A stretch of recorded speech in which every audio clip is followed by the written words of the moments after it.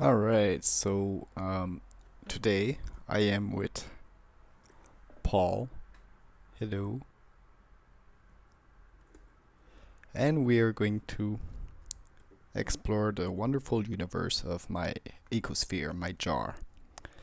So, plenty of things have happened in the next few weeks, and a lot of change have also happened in this environment. So the first thing is the addition of several earwig and the fact that these are slowly but surely dominating the ecosphere. Ooh, we also have a neat little plant right there. So the addition of the earwig was a very good plan for me, as these seems to really thrive in this type of environment. They are omnivorous, so they will eat detritus, decaying wood, plants, but they are also hunters. So they will feed on smaller little species of creatures, and they are also adapted to live in colonies. So here we have, for example, a very big male. So the male have really like the curve in the pincher, while the females have more straight pinchers. And yeah, as you can see, he is eating. I also have some snails. I'm supposed to have a lot of beetles, and I've seen one. Oh, I also have these creatures right there. So, one type of strange beetle, as you can see, very elongated. I have at least two or three of them. I've also put a lot of millipedes in here, and they are doing very well. I've seen many. Now, one surprising thing is the loss of Isopod. Many of my isopods are actually dying, and they were the dominant species in here, and they are still the dominant species. But I have seen a rapid shift.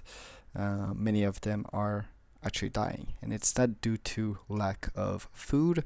I do believe it is due to predation from other creatures. So I have beetles, I have at least one or two wolf spiders, I have the earwig that could contribute to the massive loss. But one thing that I've noticed as well is very small creatures, really small, um, like bugs, and I'm assuming they might be mites, parasitic mites sucking the blood of these isopod. And so, yeah, in a small setup like this, having mites, a lot of them, we can see one right here. Having lots of mites can be quite a damaging problem. Oh, we have several of them. You can all see them, I guess, right there. So these creatures, I am assuming, are slowly but surely killing some of the inhabitants in this environment. And I'm fine with it because it is the circle of life. It's sad in a way. Oh my god, there's a lot all over here. Wow. Wow. Alright. So it is the circle of life, the survival of the fittest. Um, so when one creature dies, another one seems to take his place. I also have a centipede. I haven't seen it for 2 or 3 days, but I'm assuming it is still alive. And I've put Queen Mary as well as another Queen Ant in here.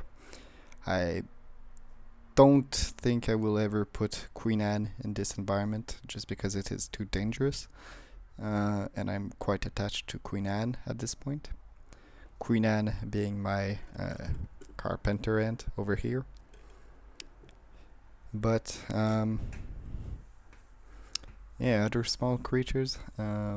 are living, thriving, or even dying in this environment. So earlier I was talking about millipedes, so here's one. Oh, and here's another one right there.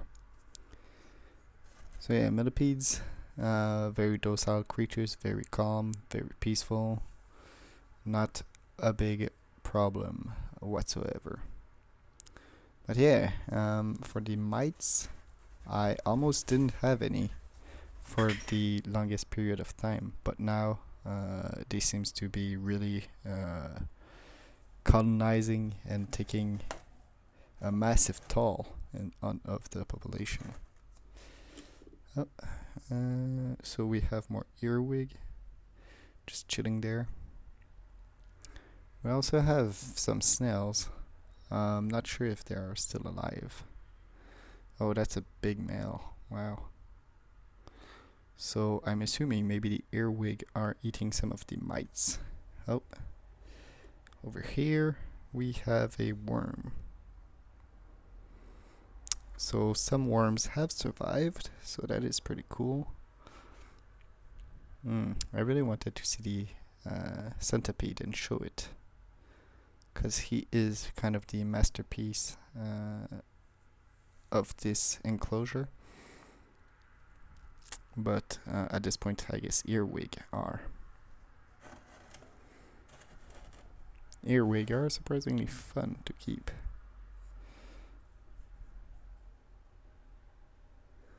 But yeah, so isopods are in dwindling numbers, which is not something I was expecting, to be quite honest. Many creatures are sharing this environment, so of course predation happens all the time.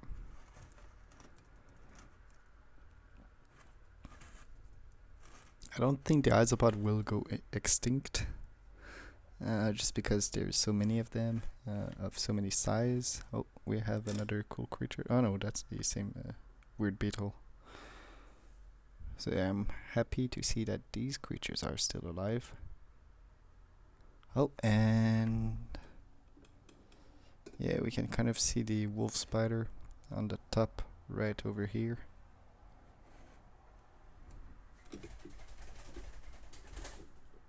Let me try to show it a bit better. Yeah, we can kind of see the legs right here. It's not in a good angle, but you know.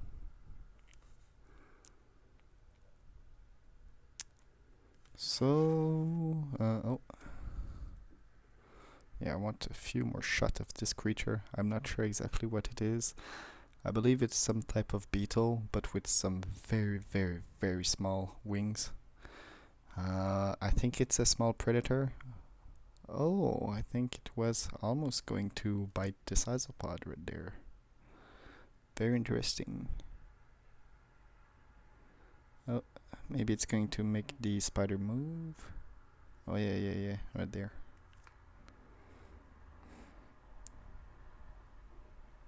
Very weird, very cool. Oh yeah, we can see the spider a bit more. Nice.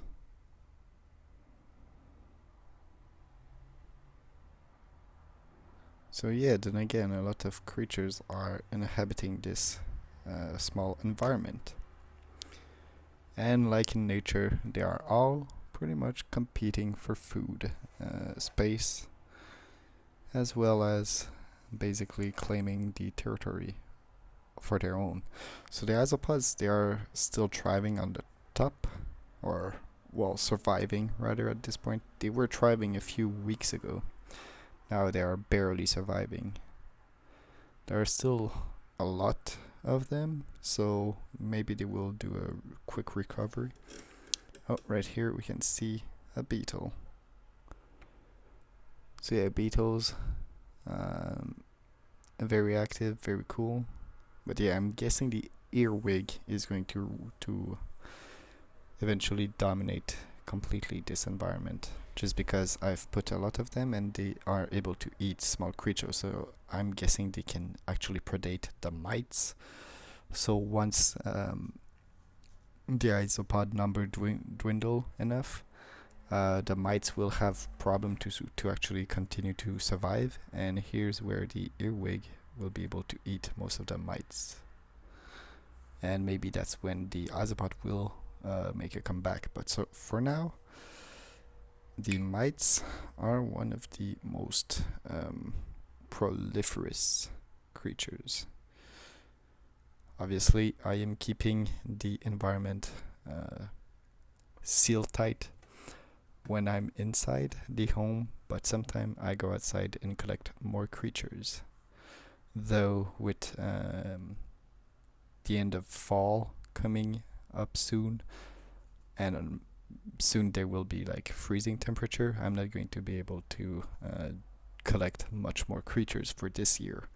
So it's going to be interesting to see the progression of this ecosphere during the winter. So thanks a lot for watching, and I will see you all pretty soon in the next one.